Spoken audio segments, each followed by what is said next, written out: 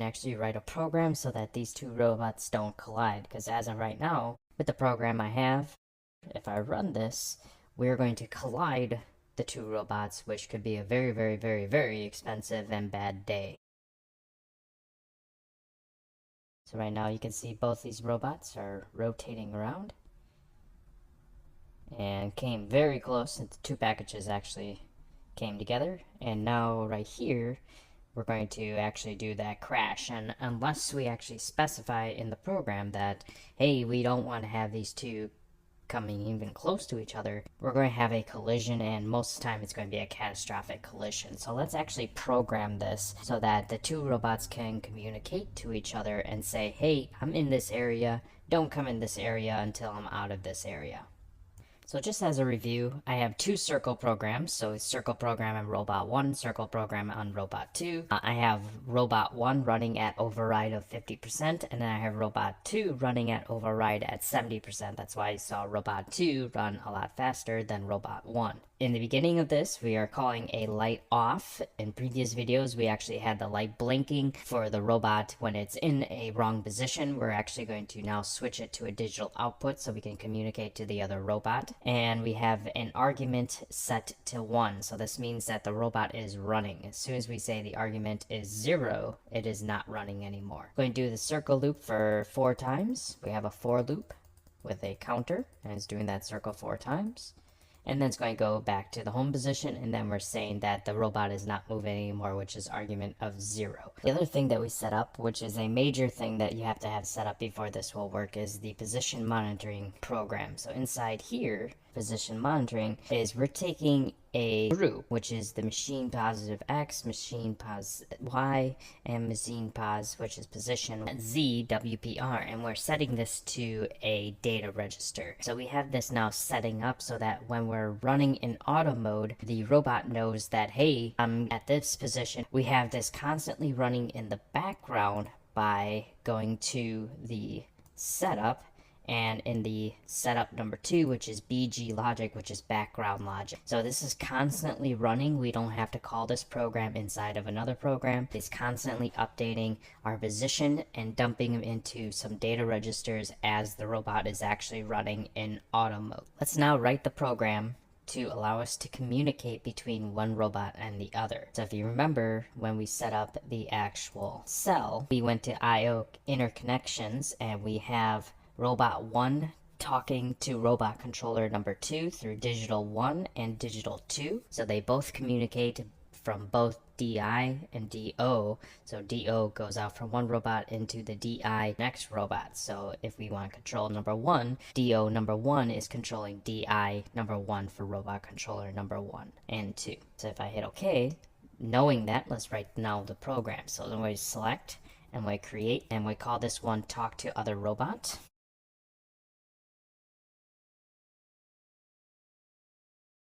This is much like that program that we wrote for the blinking lights. It'll just be a lot more simpler.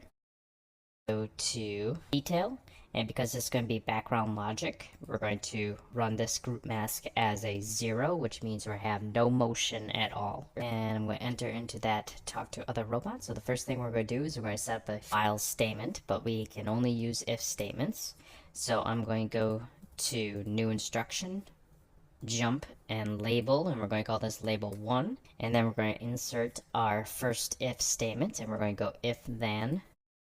So if our robot is running, which was register number 3, and running is equal to constant of 1,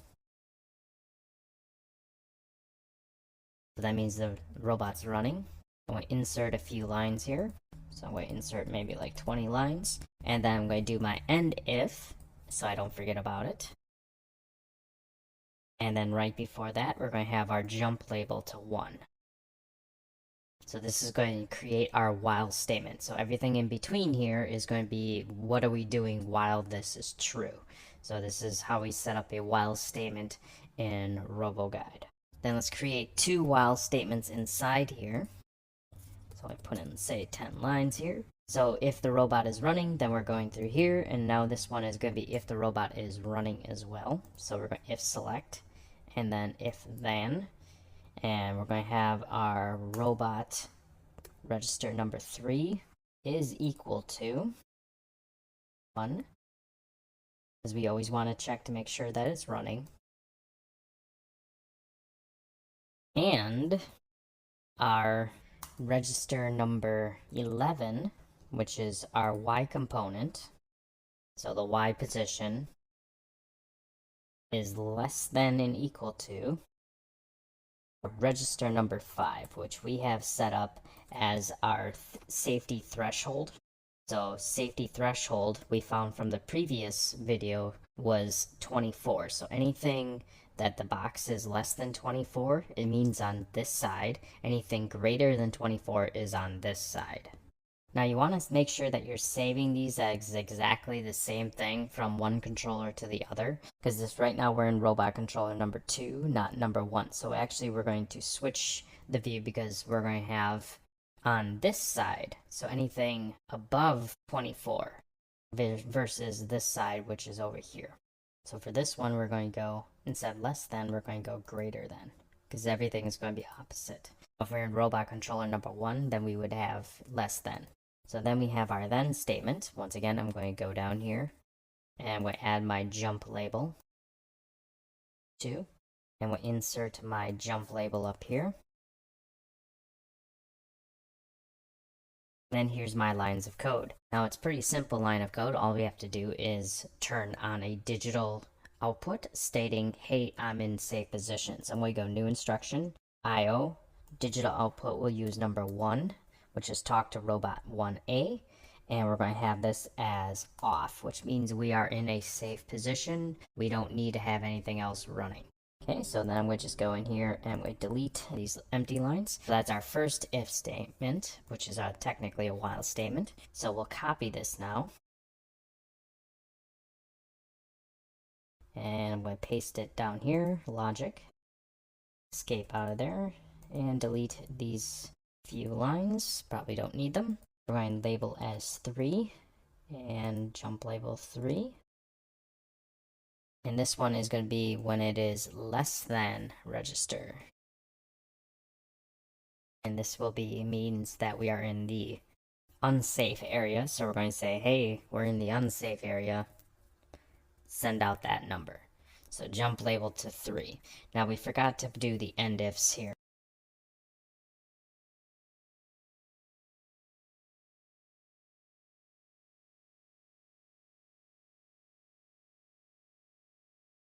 So our while statement.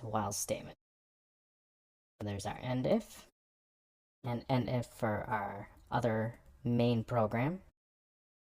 So what I'm going to do now is if the robot stops moving, so we're going to just do if. We could just do a simple if statement.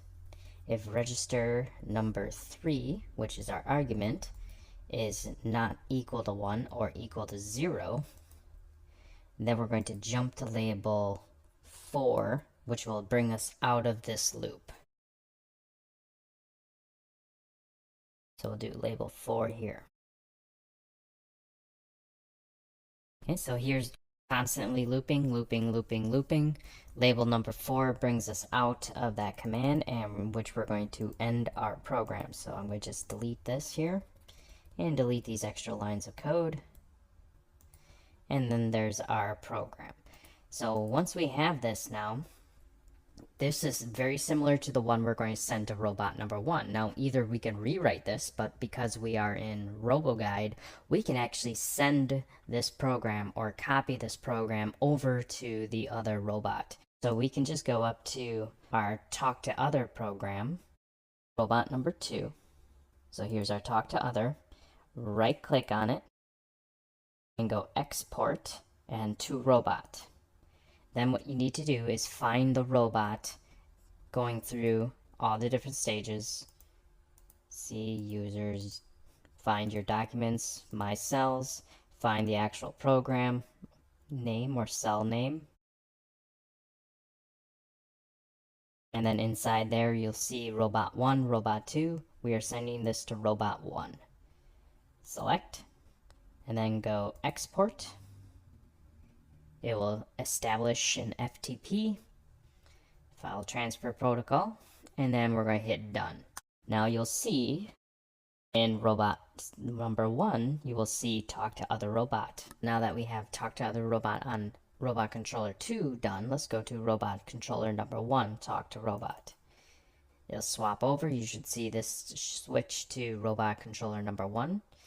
And all we have to do is swap over these greater than equal to signs so that it matches. So instead of greater than equal to, now we're going to be in less than equal to. So choice, and we're going to go less than equal to. Go down to our next. This one's going to be greater than. So less than equal to and greater than. And you can see that we have all the same exact registers set up with the exact same names. So nothing changes from robot to robot. You can use the same programs from one side to the other without worrying about the registers being different. Go back to robot controller number 2.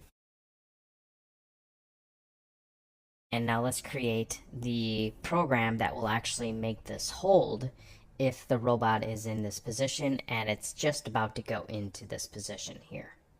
So let's create a new program in robot controller 2, and I'm going to just call this alarm underscore hold. So alarm hold. Then I'm going to go detail. This is going to be a group mask of asterisks because there's not going to be any motion. It's going to be purely code. Then I go end. Alright, so what we're going to do now is let's set up a extra safe position here just to make sure that we're not in that threshold. So if I go to data here, you'll see that I have a register called extra safe in which I have a little bit more over here to be allowed for that robot to not pass into the wrong area or not become even close to it. So I'm going to set it equal to 0 for now. So let's hard code this into our actual program. So insert, let's say 20 lines, and the first thing I do is I'm going to set up a register number 6, and we're going to set this equal to, say, 0 for now. So that's going to give us plenty of space. So when it comes up to 0 in the Y position, then it's going to stop if it's in this position here. So the next thing we're going to do is we're going to listen to see if this is on, which means it's in the unsafe position. We want this to turn the hold position on as well.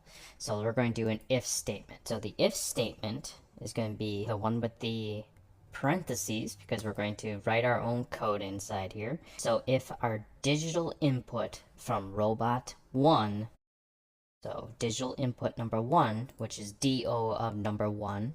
Okay, so if that is equal to on, which means it's in an unsafe area, then what we're going to do is we're going to go to dash dash dash equal to dash dash dash. So we're going to set up a parameter in which we're going to call upon. So inside here, we need to figure out what is this parameter. So we're going to go parameter name, and the parameter name is going to be, let's go to menu and go to system variables, and we want to find our MCR group. So if I go shift down, everything is in alphabetical order, so just find the M's. So here's MCR group, and if I go detail again, inside here is called hold, and hold means it's going to slow down to the next position here or the next available area and then stop. So when this is true, it's going to hold. So if I run a program really quick, if I run this circle program running here, if I turn this to true, notice how this robot is holding. As soon as I go back to false, this robot continues on. So if I hit true, this robot comes to a stop. So say this is coming into that position. As soon as it's out of the position, we unhold and it continues on. Okay, so this is huge right here. So we're going to be using the MCR underscore GRP1 hold. So let's write that into our code. So let's go back to the select, turn off this. turn on our teach pendant, select, edit, and let's type in exactly what we saw in that variable group. We're going to go mcr underscore grp 1 dot dollar symbol hold. So we have the parent and child, escape. So now we have the MCR group 1 dot hold, and we're going to turn that on to on. So okay, which is true. So when it's on, it's true. When it's off, it's false. So when this is in that position, sending a signal over, we want to have it hold. Then what we're going to do is do the exact opposite. So what we can do is copy this.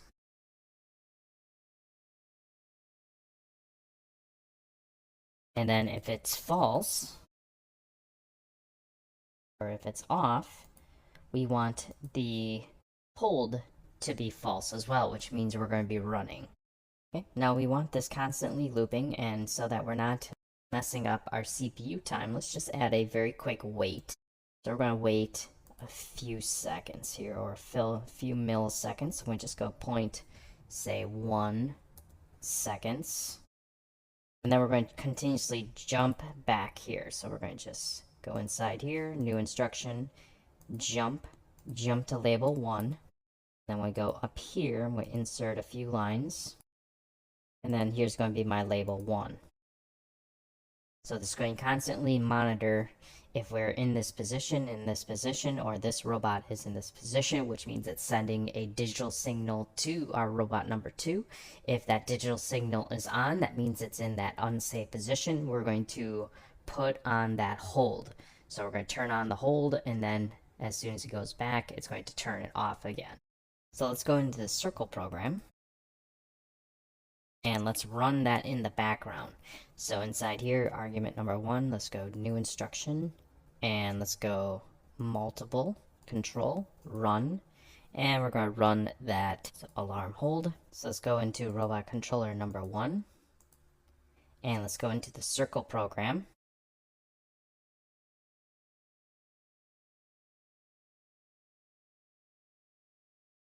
So I'm in robot controller number 1, and inside here, where we ran that check to see and hold, we're going to run the talk to other robot program, and we want to run that in the background as well. So we're going to go instruction, and we're going to go to multiple control, run, and we're going to run that talk to other robot. So now that will send a digital signal over to the other robot. So if I run both of these circle programs, so I go to circle here, you'll see that this robot will now stop as soon as we go into that unsafe position. Notice how it stopped as soon as we're out of that unsafe position, and now it's stopping again. So right now, even though having it hold, it is not in a safe position because it is inside there where that robot could potentially crash. So that's where we need to do an extra few lines of code in order for it to be out of that safe position or into that safe position. So again, we just ran the code to allow it to stop if this is in the unsafe area. Okay, so it's running around, unsafe, continues again. So now we have that hold procedure done. Now we just gotta make it smarter, and that's what we'll do in the next video, is we'll make that hold procedure smarter so that this will not happen.